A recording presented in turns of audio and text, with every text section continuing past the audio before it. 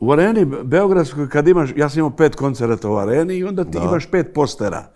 I tada nije bilo mnogo koncerata, mislim da je Čola pre mene imao. I ja sam negde zaredao i Tom Jones je dolazio da ima koncert u Beogradu i kad je vidio nekog tamo tipa Sedog, who is this man? Sobradata beš ili ne? Ne, Sobradata. Ne, dobro.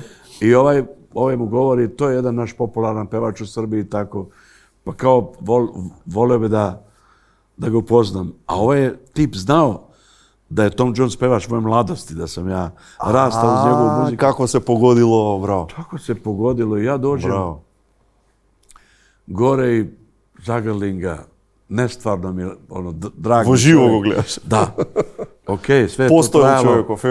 Sve je to trajalo neki 3-4 minuta. Pitao me nešto, ja sam mu spakovao nekog mog materijala i singla koji će on možda i baciti, nebitno, ali to je bio neki znak pažnje kao marketing, ali mi je ostao u sećanju i bio sam zajedno sa mojom ćerkom Miljom na tom koncertu. Nestvarno lepo peva. I posle toliko godina? I posle toliko godina. Posle svake pesme pio vodu, što sam počeo i ja da uvodim, jer voda malo podmaše grlo. Počeo da ga kopiraš. Tako da je to dobra stvar.